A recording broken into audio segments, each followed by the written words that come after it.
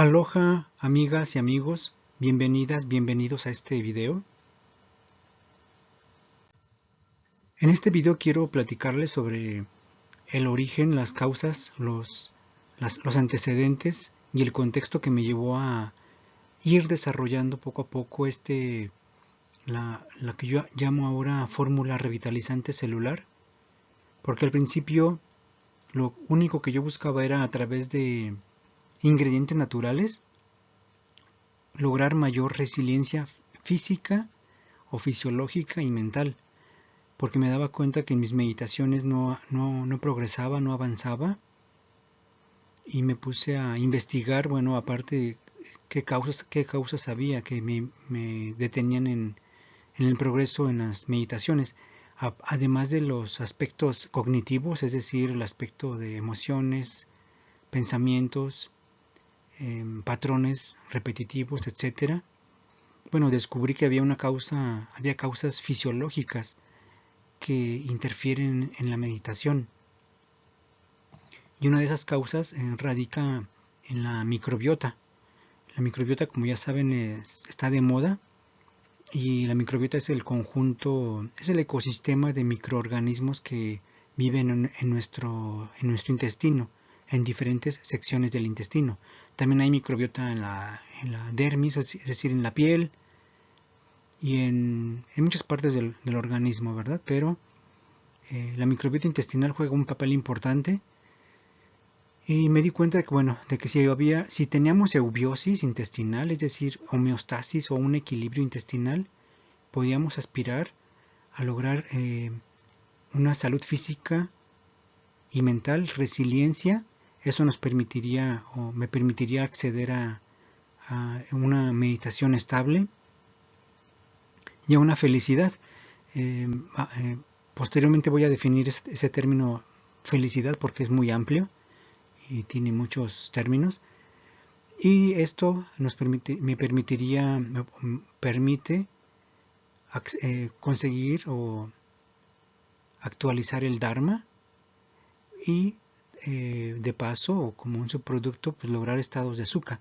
Sukha es un estado de felicidad interior que surge de la conexión con nuestro ser esencial y también de un bienestar físico, una energía sostenida, estabilidad emocional y una mente enfocada. Eso es sukha. Mientras que dukkha es básicamente sufrimiento desde un dolor emocional, tristeza, estrés físico psicológico hasta una enfermedad grave.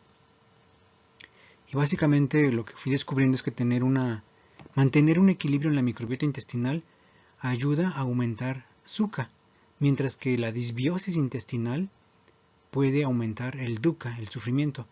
Como ya sabemos, científicamente está demostrado que la disbiosis está relacionada o es una causa ahí muy importante de más de 100 enfermedades, entre ellas la diabetes, la obesidad, el Alzheimer, también trastornos como la ansiedad, la depresión y bueno, obviamente en el estrés. Y esto me llevó a mí ahora que lo veo en retrospectiva, realicé un viaje al fondo de la sanación, es decir, a conocer las causas que estaban detrás de ese desequilibrio, y eso me llevó a una comprensión. Después esa comprensión me permitió integrar física y psicológicamente lo que tenía que integrar para sanar. Esta diapositiva me va a servir para explicar, básicamente lo que quiero representar es que necesitamos energía para emprender el camino de la meditación y para lograr nuestro Dharma o nuestro Svadharma personal.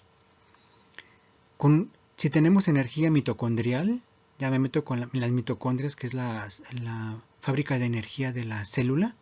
Si tenemos energía mitocondrial, vamos a tener una base firme y estable que nos va a permitir tener o acceder y lograr atención y concentración en nuestra mente. Eso que está relacionado con lo que actualmente le llaman mindfulness, atención plena. Después, cuando tenemos atención y concentración, podemos acceder a estados profundos de introspección, es decir, de aprendizaje y de comprensión, lo que llaman en psicología los insights, es decir, tener una visión más amplia, y esa visión más amplia nos permite acceder a estados de libertad, felicidad y de sabiduría. A su vez, eso nos permite acceder a estados trascendentes que a su vez retroalimentan esta libertad y felicidad y sabiduría. Y de esa manera entonces podemos casi como de rebote, ya casi como por inercia, entrar y lograr estados más estables y profundos de libertad, estados de gozo y estados de flujo. Y podemos experimentar momentos de liberación del sufrimiento, lo cual nos va a permitir acceder y lograr nuestro Svadharma y el Dharma.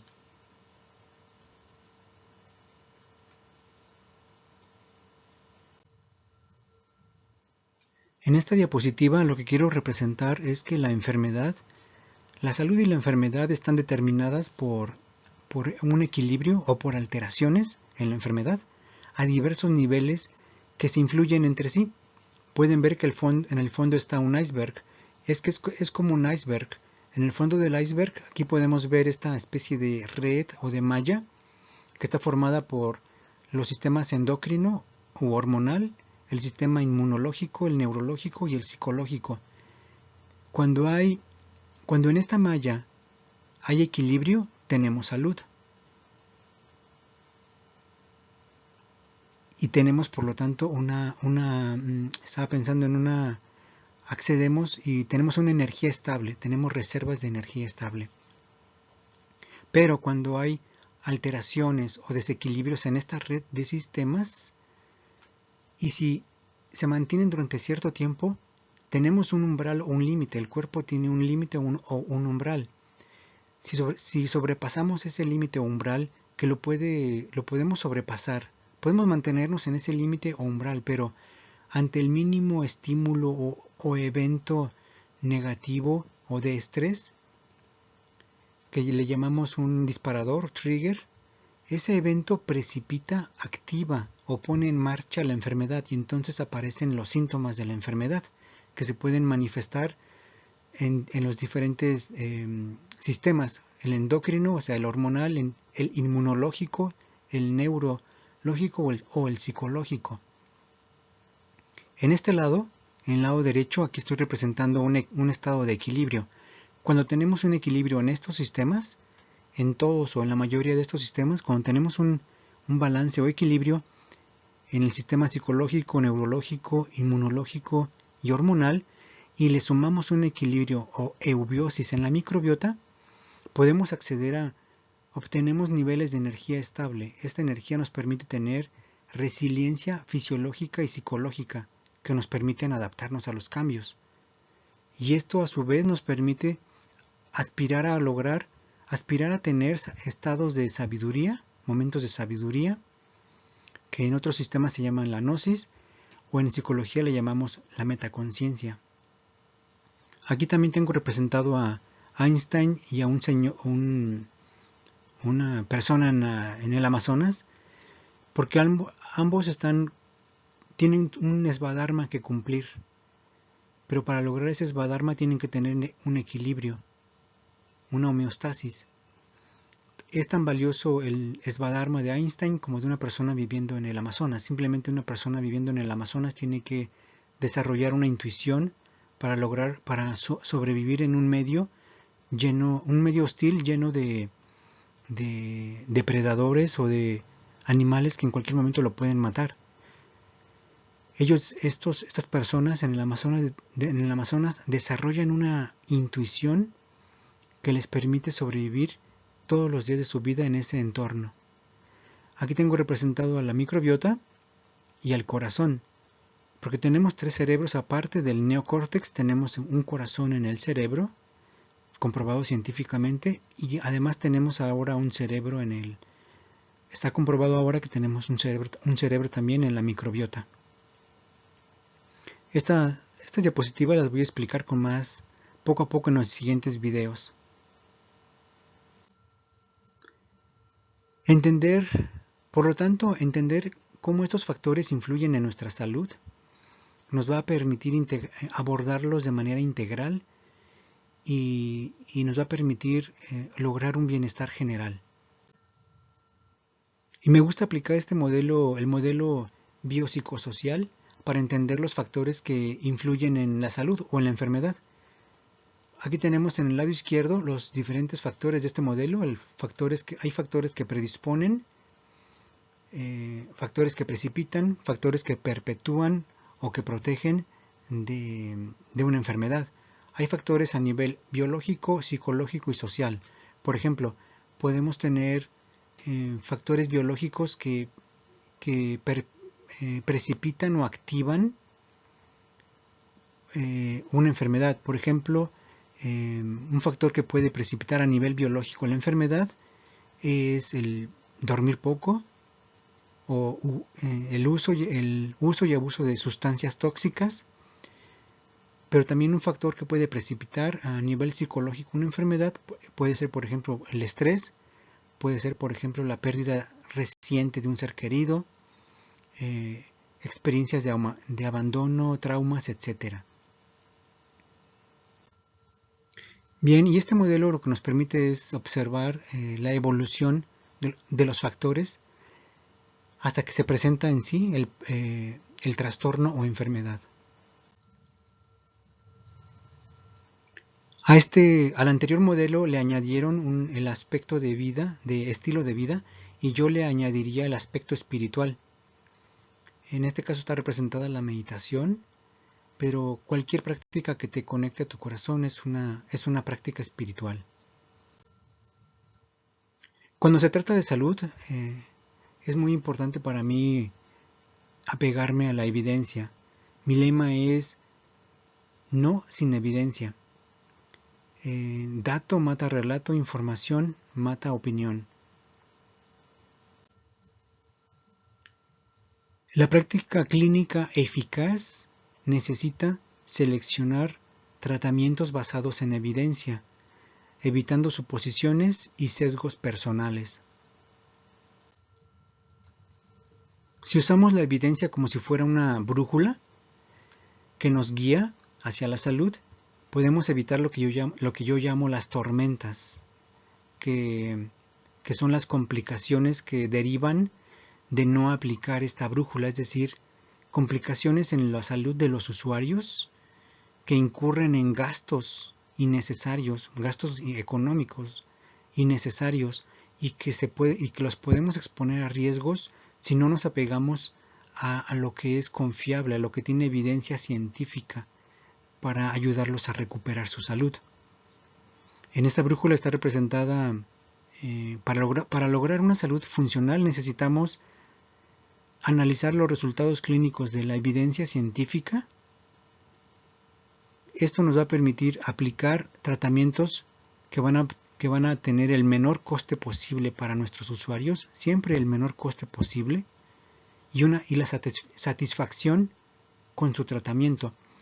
Lamentablemente nosotros nos quejamos ahora de que ya todo se descompone, ya nada es como antes, pero nosotros también, eso se llama producir insatisfactores, no satisfactores. En el campo de la salud, en el campo profesional de la salud, no podemos generar no satisfactores, es decir, ofrecer terapias que sean, que no vayan a, que sabemos o que no sabemos que no van a resultar en la satisfacción de los usuarios y que además van a ser costosas. Bien, si seguimos al menos yo me baso en esta guía en la búsqueda de la salud. Bien, y ahora entramos ya en materia. Se ha visto que la inflamación crónica de bajo grado se le llama el asesino silencioso. La inflamación crónica de bajo grado puede causar, en esta parte derecha, que cuando tenemos una inflamación, un estrés o un daño, surge una inflamación aguda. La inflamación aguda es, por ejemplo, cuando tenemos un golpe, se nos inflama esa área, hay rubor, hay inflamación y hay calor. Eso lo que está buscando es inflamación, lo que está buscando es sanar, ¿no? Resolver ese problema en esa área o sección del cuerpo que se da, que tiene un golpe. Pero la inflamación entonces es nuestra amiga porque nos ayuda a sanar. Pero si se prolonga esa inflamación, se convierte en una inflamación crónica. Y la inflamación crónica puede causar daño a los tejidos, puede causar neurodegeneración y puede causar trastornos psiquiátricos. Aquí en esta parte vemos que la inflamación es una de las causas de la depresión. Esto lo voy a explicar más adelante, en más profundidad. Aquí vemos entonces, entramos con el primero de los actores principales que vamos a analizar, a conocer. Las citoquinas son una especie de mensajeros químicos que ayudan a regular y coordinar la respuesta del sistema inmunológico frente a infecciones o lesiones o en respuesta al estrés. Pero la sobreactivación de las citoquinas, sobre todo activa el eje HPA. El eje HPA lo vamos a analizar más adelante, pero es el sistema que nos permite responder en momentos de estrés. Bueno, y esta sobreactivación de este eje resulta en un aumento en la concentración de cortisol y una mayor resistencia de los receptores de glucocorticoides. Esto se asocia con la patogénesis de la depresión. Aquí les dejo esta para que la pueden estudiar también. Bien, la inflamación ya se sabe que desempeña un papel importante en el desarrollo de la diabetes mellitus tipo 2. Las concentraciones de citoquinas inflamatorias aumentan de forma aguda con la hiperglucemia. La obesidad está asociada a la inflamación crónica de bajo grado.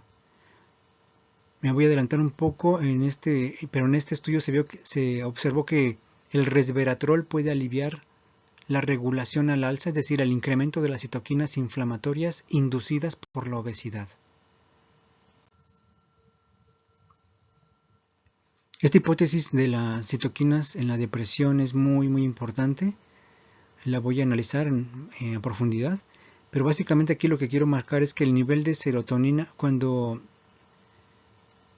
el resultado de toda esta de la activación de las citoquinas y de la inflamación crónica va a producir que el nivel de serotonina en el cerebro disminuya, y eso va a agravar aún más los síntomas de la depresión en personas vulnerables a la depresión. Básicamente lo que está diciendo esta hipótesis es que el estrés interno o el externo induce desequilibrios en las citocinas. Estos niveles de citoquinas proinflamatorias aumentan en casos de estrés físico, estrés psicológico o enfermedades crónicas.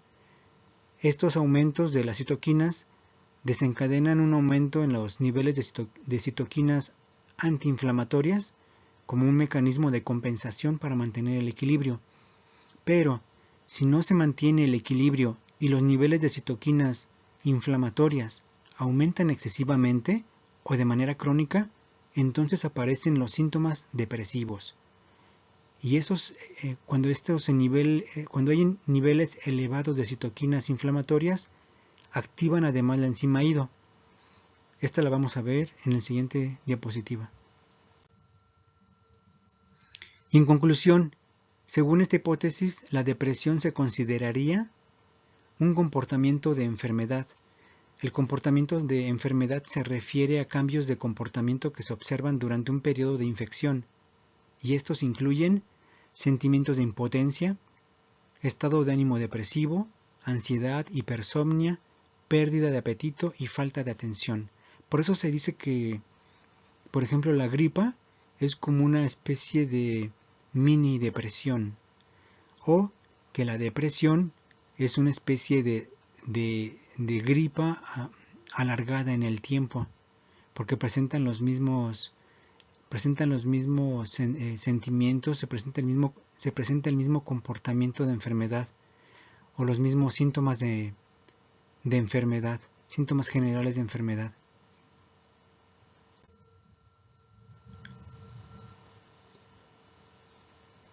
En esta diapositiva está muy bien explicado lo anterior.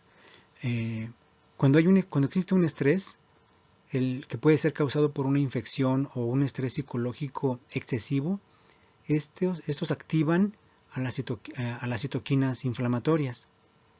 Esto causa, en primer lugar, que aparezcan los síntomas generales de enfermedad, es decir, la fiebre o escalofríos, fatiga o dolor. Eso los podemos observar que aparecen incluso en una gripa, están relacionados. Estos síntomas generales de enfermedad que aparecen en cualquier infección aparecen, pero también aparecen los síntomas característicos de la depresión, que son la distimia y la anedonia. Si esto persiste en las siguientes 24 horas, se activa la enzima indolamina, otro actor importante que ya vimos en la diapositiva anterior, y va a ser un actor que vamos a seguir conociendo.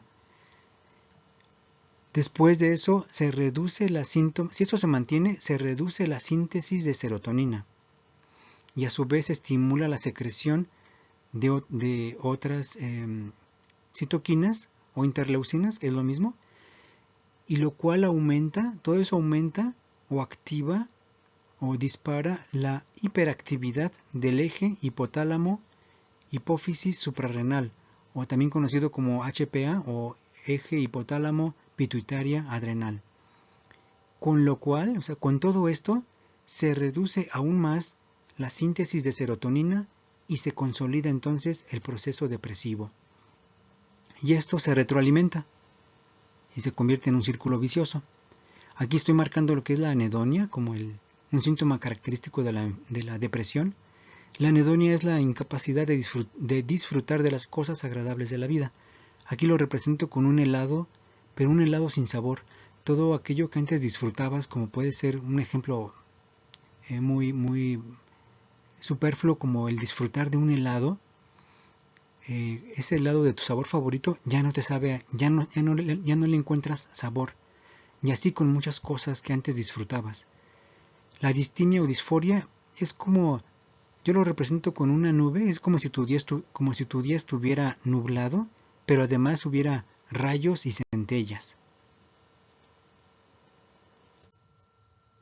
Bien, la inflamación que no se resuelve, es decir, la inflamación crónica de bajo grado, no es el único factor, es verdad, pero contribuye de manera significativa en la patogenia de la arteriosclerosis, de las enfermedades pulmonares crónicas obstructivas, en la obesidad, en el cáncer, en la esclerosis múltiple, en el asma, en la enfermedad intestinal inflamatoria, es decir, la colitis ulcerosa y la enfermedad de Crohn, en la artritis reumatoide, en la fibromialgia, etc. Los síntomas de la depresión están asociados a diferentes neurotransmisores. Aquí vemos que esta diapositiva me gusta mucho porque es muy ilustrativa. Miren, tenemos 3 óvalos, el óvalo de la serotonina, de la dopamina y de la norepinefrina. En el centro está el glutamato como neurotransmisor. Los síntomas están asociados. Los síntomas, por ejemplo, aquí está la tristeza, el apetito, la culpa y sentimientos de minusvalía, pensamientos suicidas, pensamientos de agresión, la ansiedad. Todos estos son síntomas y están agrupados dentro de óvalos que corresponden a diferentes neurotransmisores como la serotonina, dopamina, o norepinefrina o noradrenalina, que es lo mismo. Mientras que las citoquinas inflamatorias están encerradas en los rectángulos. ¿Qué nos dice en conjunto esta diapositiva? Que los diferentes síntomas están asociados tanto a citoquinas inflamatorias como a neurotransmisores. Y en conjunto, lo que nos dice es que mientras no se resuelva todos estos elementos que influyen en los diferentes síntomas, por ejemplo, la interleuquina L6, la interleuquina 6 en el apetito, la interleuquina 6, la 2, la beta, el TNF, influyen en los pensamientos suicidas. Mientras no resolvamos todo esto, los desequilibrios en todo esto, no vamos a resolver la depresión. En esta diapositiva estoy representando la cronología de los descubrimientos que asociaron la depresión a cambios inmunológicos e inflamatorios. Podemos ver que, bueno, aquí está casi en el 2020, ya se empezó a hablar del microbioma, pero esto viene desde 1980 con las teorías de la inmunosupresión. Pero ya desde, por ejemplo, en el caso del microbioma, ya desde el 2000 se empiezan a medir los niveles de citoquinas en pacientes con depresión.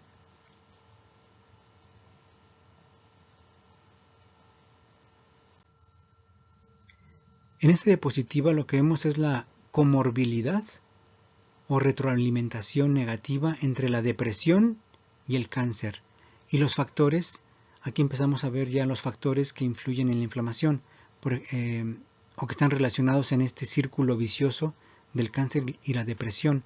Miren la hiperactividad del eje hipotálamo pituitaria adrenal, los niveles de cortisol, la disminución de los neurotransmisores, de la neurogénesis, el aumento de las citoquinas proinflamatorias, la inflamación. Y aquí en esta parte en la parte derecha está el eje hipotálamo pituitaria adrenal. Este estudio es muy importante, me parece muy interesante. Las alteraciones emocionales y cognitivas en humanos asociadas a las citocinas. En este estudio se encontró que se encontraron correlaciones positivas y significativas entre la secreción de citoquinas y la ansiedad, el estado de ánimo deprimido y la disminución del rendimiento de la memoria. En este estudio, que se llama de manera muy elegante "Las citoquinas cantan el blues", básicamente lo que están diciendo es que las citoquinas inducen la depresión. Una de sus conclusiones es: se ha comprobado que los pacientes deprimidos tienen niveles más altos de citoquinas proinflamatorias.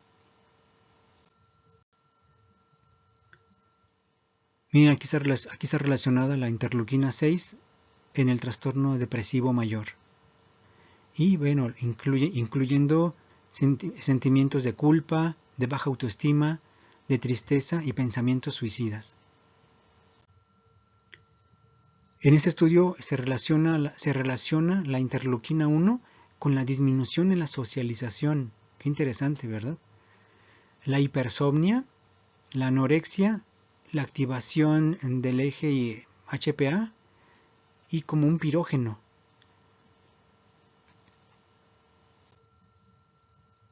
Aquí vemos un esquema de las diversas vías neuroinflamatorias a partir de la activación de las citoquinas. Aquí lo vemos ya en grande. Las citoquinas desencadenan la activación de las citoquinas por estrés interno o externo. Desencadenan diversas rutas que pueden llevar a la depresión. Miren, aquí están representadas 5 rutas, desde la ruta de la serotonina, de la serotonina, la ruta de la activación del AIDO, que termina activando la quinurenina, y al final termina en depresión. Ahí está la ruta que incluye al eje hipotálamo pituitaria adrenal, es la vía de la neuroendocrina, termina en depresión, etc.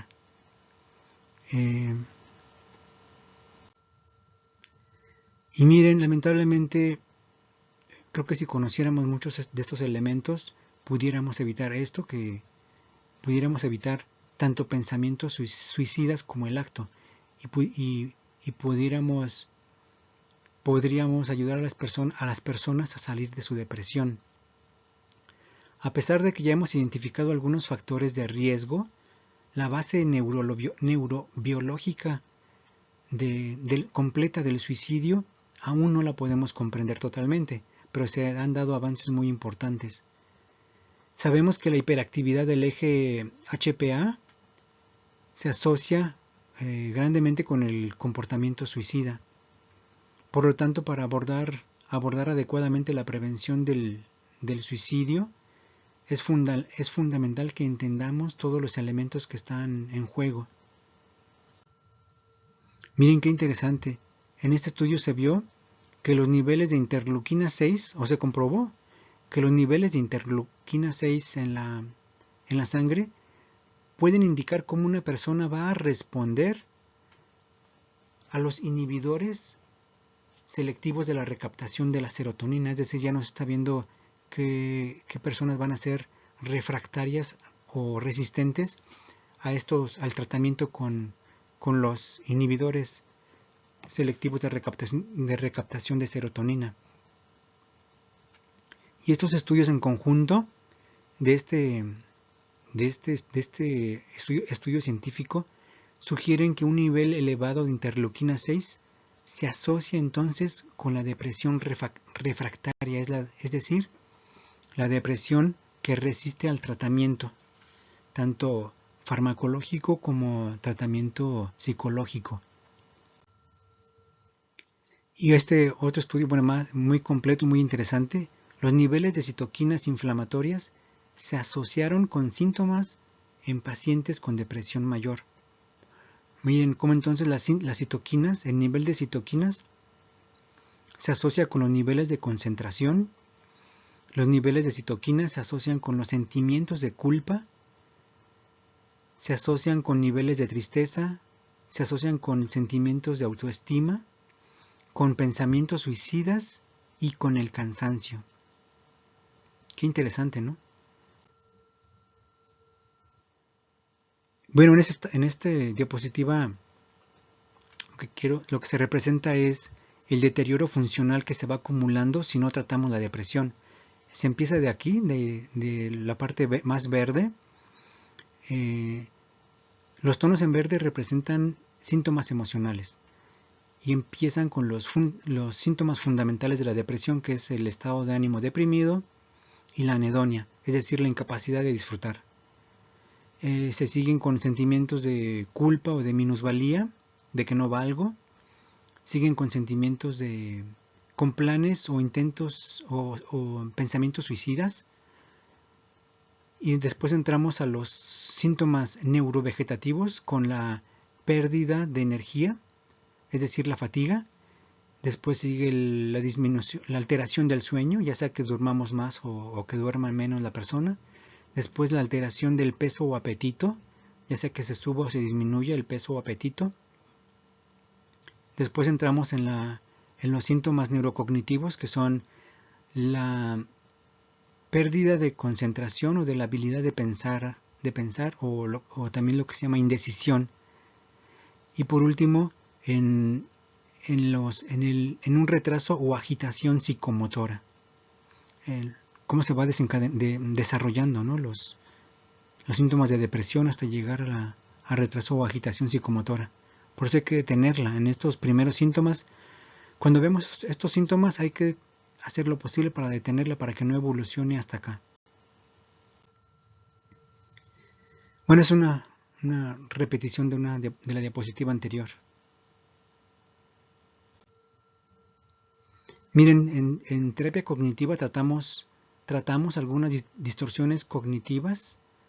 En la terapia psicológica, como la culpa, la baja autoestima y los pensamientos suicidas. Y cómo es importante tratar estos síntomas de manera psicológica y biofisiológica, porque miren, que me parece fascinante, porque este estudio se llama ¿Puede la red de conectividad predecir depresiones futuras? Lo que estamos viendo aquí son redes de síntomas agrupados, redes o agrupación agrupación de síntomas en redes. Aquí tenemos a la red de síntomas que presentan los buenos respondedores o personas que sí responden al tratamiento y las personas pobres respondedores o personas que no responden al tratamiento.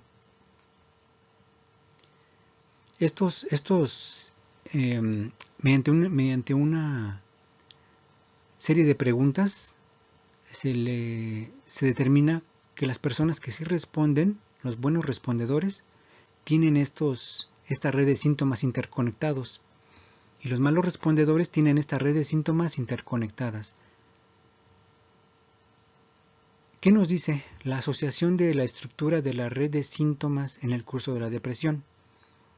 ¿Qué nos dice cómo lo interpretamos? Bueno, básicamente lo que nos dice es que los no respondedores, las personas que no responden al tratamiento, tienen valores relativamente más altos en los sentimientos de culpa, en el retraso psicomotor y en el cambio de peso y o el apetito, en comparación con los que sí responden.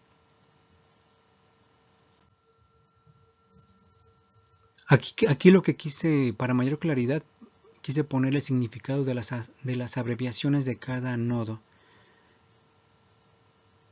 Básicamente esto en lo que nos puede ayudar es a ayudar a una persona que no responda, ayudarla a trabajar con cada uno de estos síntomas, por ejemplo con el ánimo deprimido, sentimiento de culpa, ayudarlos tanto de manera psicológica como fisiológica para que la asociación con otros síntomas vaya disminuyendo y podamos pasar de esta red de síntomas muy conectados con líneas gruesas, muy fuertemente asociados, pasar a estas personas que se llama no respondedores, pasarlos a una asociación de síntomas, miren, con menos fuerza de asociación entre cada síntoma y menos asociados, ya casi de manera aislada. Eso nos va a permitir que respondan cada vez de manera mejor a los diferentes tratamientos. Tanto el cortisol como las citoquinas proinflamatorias están asociados o asociadas con pacientes suicidas que tienen trastorno depresivo mayor. Es la esencia de la conclusión de este estudio. Miren, aquí estoy agregando mis conclusiones o recomendaciones. Para tratar la depresión clínica es necesario diseñar estrategias para abordar tanto la inflamación crónica de manera simultánea con terapias psicológicas para obtener resultados óptimos a largo plazo. Si no, nada más vamos a atraer al consultante o al usuario dando vueltas y vueltas y le vamos a hacer que gaste su dinero. Creo que no, una de unas reglas que deberíamos de tener es no recomendarle a ningún usuario o a nuestros clientes ningún tratamiento que sabemos o que dudemos que le va a ayudar, porque nada más estamos sacándole el dinero y eso ya está violando ahí una serie de tanto de preceptos y normativas éticas, morales, humanas, deontológicas, de diversos códigos. Creo que tenemos que analizar perfectamente la depresión y abordar estrategias que integren tratamientos o que integren elementos biológicos, fisiológicos y psicológicos. Bien, básicamente en esta diapositiva es un resumen de todo lo anterior y básicamente lo que nos dice aquí al final es que la activación de esta enzima, de la IDO, produce síntomas de depresión análogos a los síntomas generales de enfermedad. Los síntomas generales de enfermedad recordemos que son los que se presentan básicamente en una gripa. Temperatura alta, cansancio, fatiga, falta de apetito, etc. Falta de concentración. Bueno, esto lo vemos en una depresión, tanto en una gripa como en una depresión, pues la mente no te da para ver ni siquiera caricaturas. No tienes concentración, no tienes ánimo, de salir a ningún lado. Lo que nos dice es que hay una conexión o relación entre la fatiga, la gripa y la depresión con estos síntomas generales de enfermedad. Son comunes a ambos. Lo que nos está diciendo es que tienen procesos comunes. Tanto la gripa como la depresión tienen procesos comunes porque tenemos síntomas comunes en ambos. Esta diapositiva es otro resumen. Y básicamente aquí de lo que se habla es de que hay una relación comórbida entre la depresión crónica y la probabilidad de padecer demencia. Y nuevamente, reitero, se tiene que restaurar el equilibrio inmunológico, es decir, de las citoquinas. Aquí están los mediadores inflamatorios, las citoquinas. Porque si no, la depresión nunca se va a resolver por completo. También este es un resumen cómo las citoquinas antiinflamatorias van a reducir la actividad de esta enzima. La importancia de esta enzima es que al final termina convirtiéndose en ácido quinolínico, es decir, en quinurenina.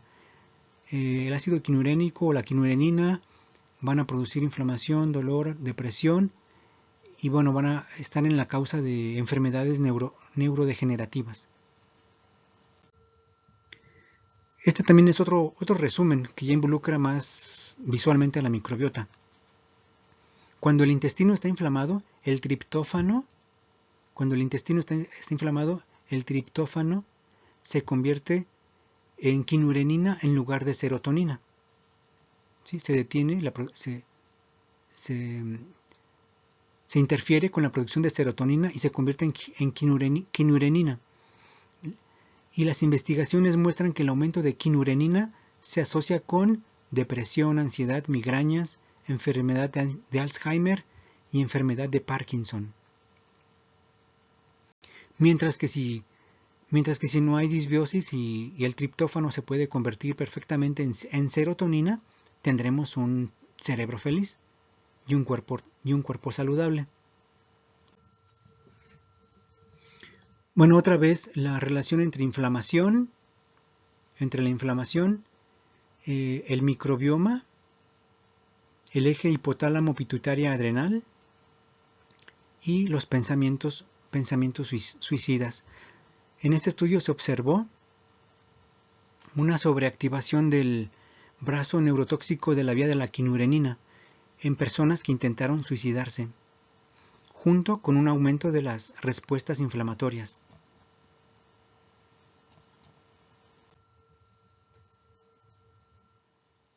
Miren qué interesante también, me parece fascinante. Bueno, a mí me parece fascinante que haya este estudio, se llama En la salud y en la enfermedad, la corregulación de la inflamación y el comportamiento social. Y en este estudio, pues básicamente se relacionan la inflamación con el comportamiento social. Y lo que dice es que las citoquinas inflamatorias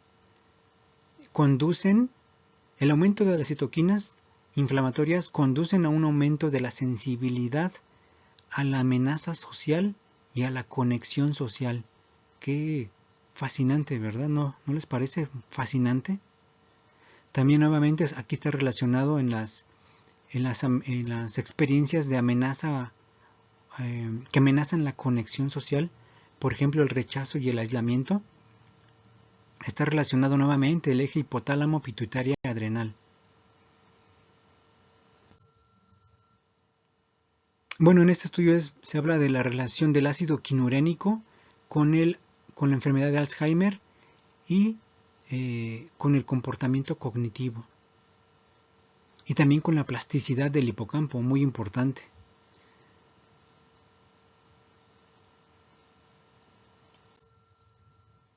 En este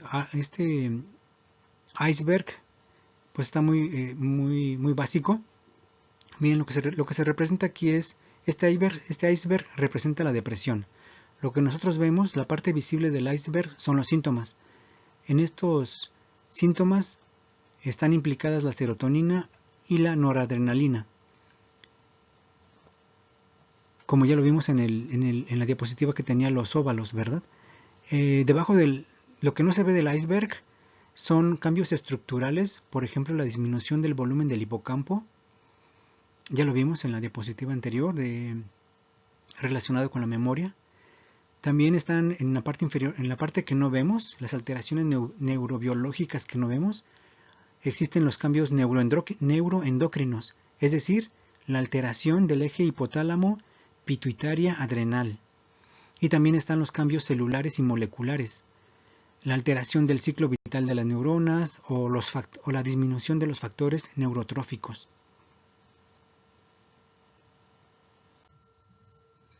Bien, en este iceberg este es un resumen, pero aquí es un resumen de todo lo anterior. Además aquí ya incluyo a la hormona liberadora de corticotropina o CRH. El factor liberador de corticotropina, el CRF, también denominado hormona liberadora de corticotropina o CRH, es un importante regulador de la respuesta del eje hipotálamo hipófisis suprarrenal.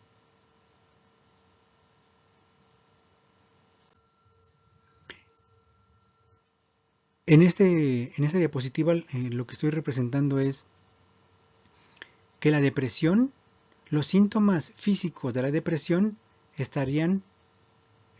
se corresponden a niveles de CRH, es decir, la desregulación del CRH o de la hormona liberadora de corticotropina tiene consecuencias neuronales y endocrinas hormonales que impulsan comportamientos depresivos.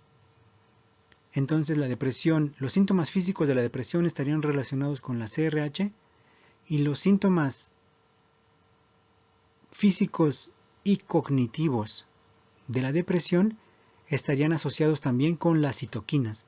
Por ejemplo, la baja autoestima, los sentimientos de culpa, de tristeza, los pensamientos suicidas, el cansancio y la disminución de la concentración estarían asociados con las citoquinas, es decir, con síntomas físicos y cognitivos de la depresión.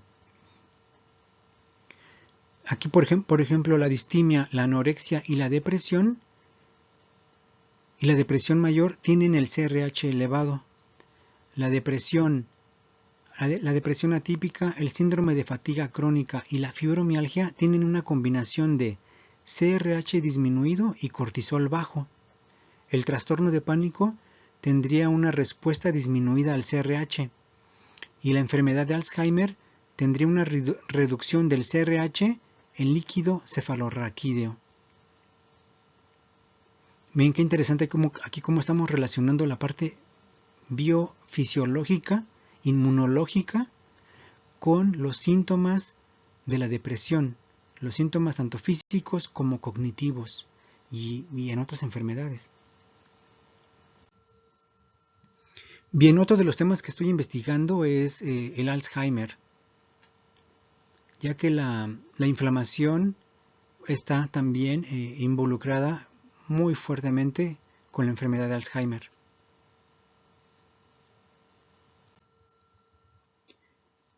Bien, en esta diapositiva tomé de un estudio que es un modelo matemático sobre la enfermedad de Alzheimer. Básicamente me quiero centrar en este modelo, me quiero centrar en la ecuación, esta ecuación, y específicamente esta parte de la ecuación habla del efecto protector de las citoquinas antiinflamatorias. Y vamos a ver cómo podemos nosotros entonces estimular las citoquinas antiinflamatorias. Es decir, las citoquinas que combaten a las citoquinas proinflamatorias.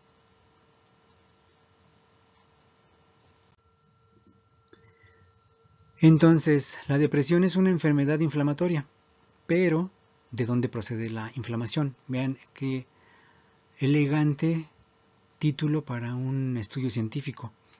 Lo que nos dice este estudio es que las causas más comunes de la inflamación están asociadas, las causas más comunes de inflamación asociadas con la depresión son la dieta, la permeabilidad intestinal, obesidad, etc.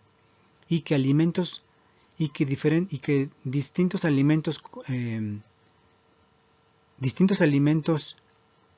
que a final de cuentas contienen flavonoides, que tienen nutrientes como los flavonoides, los antioxidantes de los frutos rojos, el resveratrol, estimulan la neurogénesis, reducen la actividad oxidativa y por lo tanto ayudan a regular el proceso inflamatorio. Y la naturaleza no nos abandonó, la naturaleza es una farmacia natural. Vamos a ver cómo los polifenoles nos pueden ayudar en nuestro bienestar físico y mental. Y nos pueden ayudar modulando los procesos inflamatorios y neurobiológicos, lo cual nos ayudaría en la prevención de la depresión. Y para un bienestar mental general, los polifenoles nos pueden ayudar mejorando la neurogénesis y regulando el eje hipotálamo pituitaria adrenal, además de otros aspectos. En este estudio se enfoca en la inhibición de las citoquinas inflamatorias gracias a extractos ricos en polifenoles. Aquí vemos que este estudio demuestra que los extractos vegetales poseen actividad antiinflamatoria y pueden considerarse agentes terapéuticos. En esta diapositiva se habla del efecto inmunomodulador y antiinflamatorio de los polifenoles. Los polifenoles entonces muestran efectos protectores en las enfermedades neurológicas. Pueden reducir en un 50% la demencia y el envejecimiento. Pueden disminuir la incidencia de Parkinson y retrasar la aparición de la enfermedad del Alzheimer. La epigalocatequina galato del té verde tiene propiedades neuroprotectoras. Polifenoles y cáncer. Los estudios clínicos y epidemiológicos informan que los polifenoles tienen una eficacia quimiopreventiva y anticancerígena. Tienen la capacidad los polifenoles de inhibir la proliferación de diferentes tipos de cáncer como el de próstata, el de vejiga, de pulmón, cáncer gastrointestinal, el de mama y el de ovario. Y polifenoles como la quercetina, el resveratrol y los polifenoles del té verde han demostrado su eficacia como compuestos anticancerígenos. La epigalocatequina galato es un polifenol del té verde. Los efectos antidepresivos de los polifenoles apuntan, inciden diferentes vías fisiopatológicas implicadas en la depresión, como el eje hipotálamo hipófisis suprarrenal o eje HPA, en la vía de la quinurenina, aquí está, y en la vía en el estrés oxidativo, también impacta de manera positiva en la microbiota. Y todo esto puede ayudar a reducir los síntomas depresivos.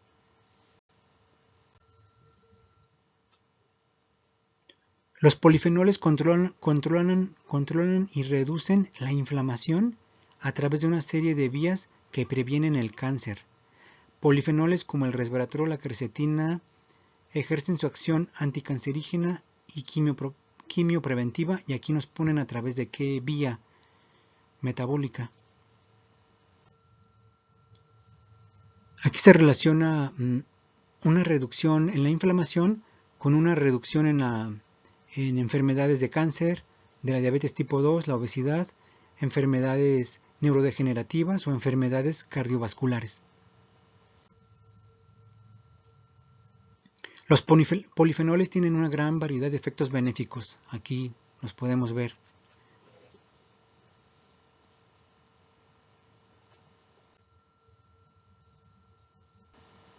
En esta diapositiva es un resumen de lo anterior. Los polifenoles tienen diferentes funciones. tienen funciones antioxidantes, antiinflamatorias, etc. Además, promueven la biogénesis mitocondrial y disminuyen los niveles de estrés oxidativo.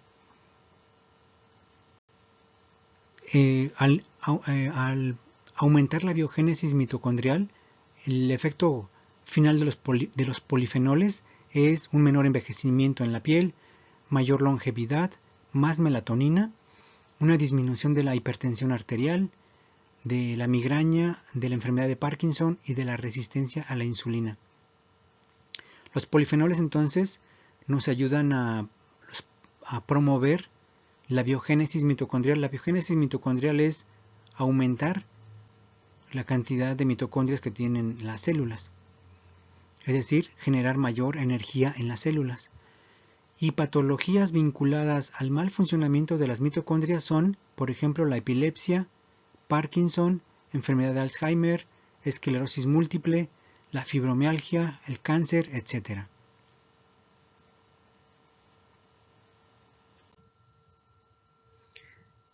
En esta diapositiva vemos que la microbiota intestinal es el eslabón que relaciona los polifenoles de la dieta que consumimos con los trastornos psiquiátricos, como el estado de ánimo, como la depresión, etc.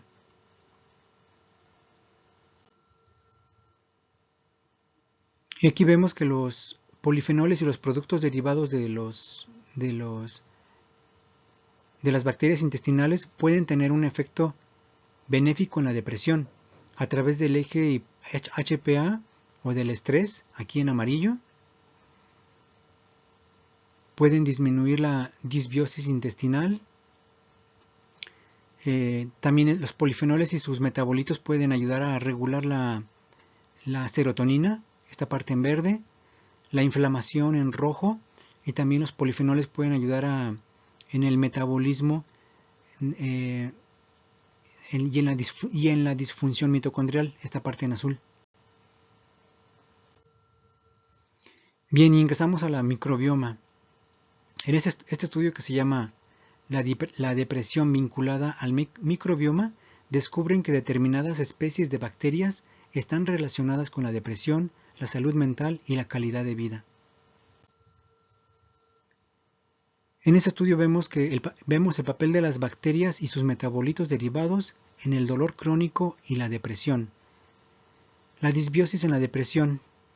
Los resultados muestran que la patogénesis y la terapéutica del dolor crónico está frecuentemente asociado con la depresión y puede deberse en parte a la disbiosis de la microbiota intestinal. Es decir, la microbiota intestinal, ¿cómo podría ayudarnos entonces a disminuir el dolor crónico que se presenta en la depresión? ¿Hasta dónde llegan las bacterias intestinales? ¿Hasta dónde nos pueden ayudar, no? Bien, en este estudio se vio que promover el crecimiento de bacterias consideradas probióticas puede conferir cierto aumento en la resiliencia emocional cuando estamos bajo estrés. Y aquí vemos nuevamente en este estudio cómo se profundiza en el estudio de la influencia del eje HPA, las citoquinas y los ácidos grasos de cadena corta. Aquí vemos cómo la microbioma está relacionada con diferentes enfermedades. La perturbación de la microbioma está asociada con diferentes enfermedades, es decir, la disbiosis se asocia a diferentes enfermedades como el cáncer, diabetes, obesidad, enfermedades dermatológicas, depresión, trastorno de espectro autista, etc. En ese estudio que se llama, psicobióticos, tratamientos novedosos para trastornos psiquiátricos, se vio básicamente que el Lactobacillus helveticus, es decir, una bacteria que se llama Lactobacillus helveticus, junto con la bacteria Bifidobacterium longum, pueden ayudarnos a reducir la depresión y ansiedad. y el Lactobacillus casei disminuye la ansiedad. Si queremos mantener un estado enfocado y con energía, necesitamos resiliencia fisiológica y psicológica. Si queremos mantenernos en ese estado, necesitamos tener resiliencia, es decir, una capacidad de adaptación, y la resiliencia la podemos analizar desde una perspectiva psicológica o desde una perspectiva fisiológica, que sería la capacidad de nuestro cuerpo para manejar el estrés, y eso nos permitiría evitar el burnout o fatiga adrenal, que es como si fuera un incendio en todo nuestro organismo, es decir, una inflamación aguda, crónica de bajo grado, una hiperactivación del eje hipotálamo pituitaria adrenal, una hiperactivación crónica y una disfunción en las mitocondrias, una disminución en las mitocondrias que nos lleva, que para mí es la causa de la fatiga adrenal, es decir, una pérdida de energía a nivel celular. Bien, en los siguientes videos trataré de analizar cómo la diversidad de la microbiota nos ayuda a generar ácidos grasos de cadena corta y por lo tanto tener mayor energía y resiliencia fisiológica y psicológica.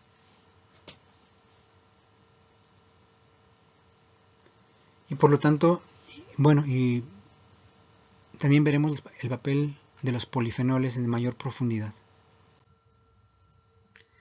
Bien, amigos, casi para terminar, ¿qué necesitamos entonces para tener resiliencia fisiológica y psicológica y obtenerla de manera natural? Tenemos que empezar por consumir al menos a la semana al menos 30 tipos de vegetales, legumbres y frutas para alimentar a la microbiota. Miren, algunas tribus de Sudamérica, África, etc. consumen más de 250 diferentes variedades de alimentos por semana. ¿Tú cuántos diferentes alimentos consumes a la semana? Intenta hacer la cuenta y trata de ser muy específico en ese conteo. ¿Por qué es la microbiota tan importante? Porque a mayor variedad de bacterias tendremos menor inflamación como respuesta al estrés biopsicosocial y un menor riesgo de desarrollar enfermedades psiquiátricas relacionadas con el estrés. Y en la microbiota lo más importante que la cantidad es la variedad, como lo vimos en la diapositiva anterior. A mayor variedad de alimentos tendremos mayor diversidad microbiana y tendremos una microbiota más variada, más nutrida, que puede lidiar con más problemas, puede lidiar con más estrés.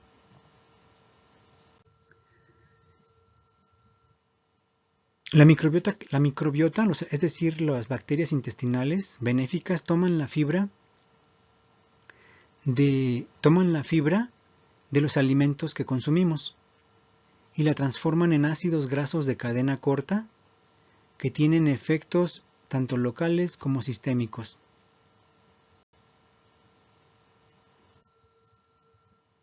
Por ejemplo, los bacteroidetes producen acetato y propionato y los firmicutes producen butirato.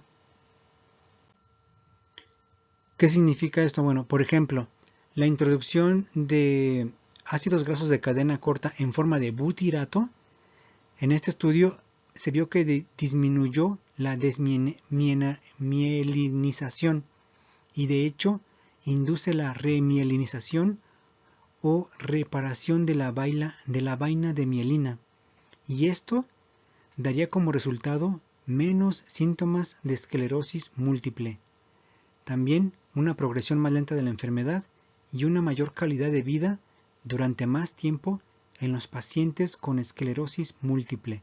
Aquí estamos analizando el efecto benéfico de un solo ácido graso de cadena corta, en este caso el butirato, cómo ayuda a reparar la mielina. La mielina es como si fuera, imagínense un cable que está recubierto con un aislante, es decir, con un plástico. El plástico sería la mielina. Mientras más mielina tenga nuestros nervios, más rápido va a transmitir la información. Mientras menos mielina tenga, menos rápido vamos a tener un retardo en el envío de la información. Eso va a repercutir a nivel, por ejemplo, de en este caso de esclerosis múltiple. Entonces el suplemento de butirato disminuyó los síntomas de esclerosis múltiple.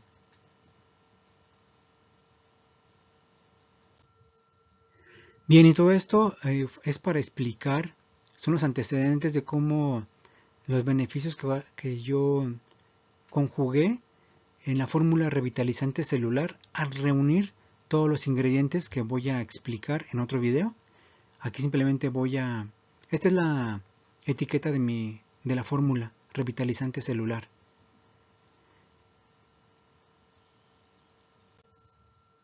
Esta fórmula consiste de varios ingredientes que son adaptógenos plantas y adaptógenos hongos, probióticos, fibras prebióticas, superrojos que contienen polifenoles y antocianinas y superverdes.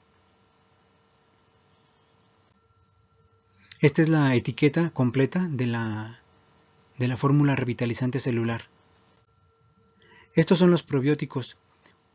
Uno de los objetivos de la combinación de la fórmula revitalizante de todos los ingredientes es mantener un microbioma equilibrado, y para lograr ese equilibrio, esa eubiosis intestinal, esa homeostasis intestinal, requerimos de una amplia diversidad de probióticos o bacterias benéficas.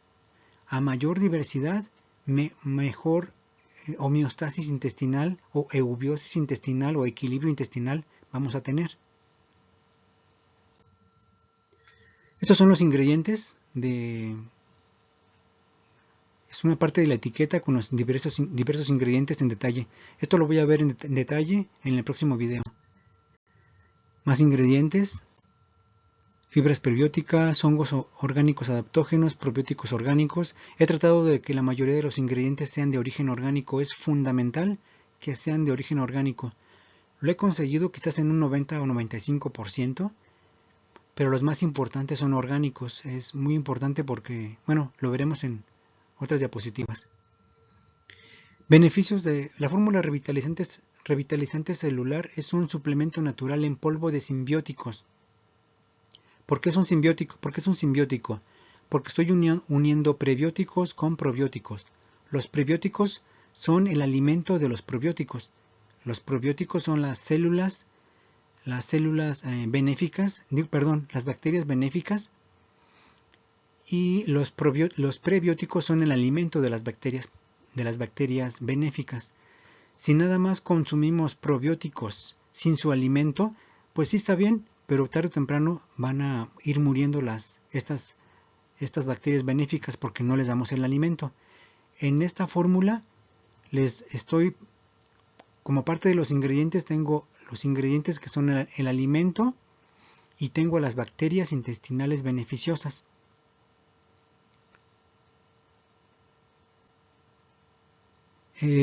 Algunos de los beneficios claves de que sea en polvo: pues va a tener mayor concentración de simbióticos en cada porción. Va a tener la fórmula en polvo permite una absorción rápida en el sistema digestivo. Además es suave para el estómago, la presentación en polvo. Y tiene un uso versátil, o sea, lo puedes incorporar en batidos, espolvorearlo en yogurt, mezclarlo en bebidas, etc. Es más versátil que si fuera, por ejemplo, en tabletas, ¿no?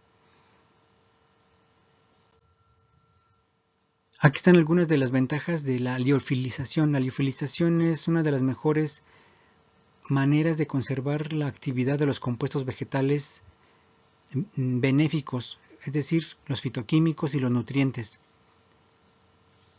Y por eso se usa ampliamente para elaborar diferentes productos alimenticios de alto valor.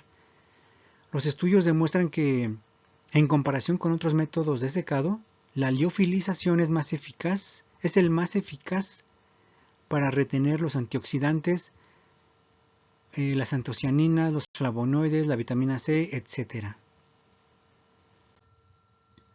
Y bueno, muchas gracias por tu atención, tiempo e interés. Y en el siguiente video voy a profundizar ahora sí en los ingredientes de la fórmula revitalizante celular. Muchas gracias, aloha, y que este video sea de beneficio para todos los seres sintientes. Gracias.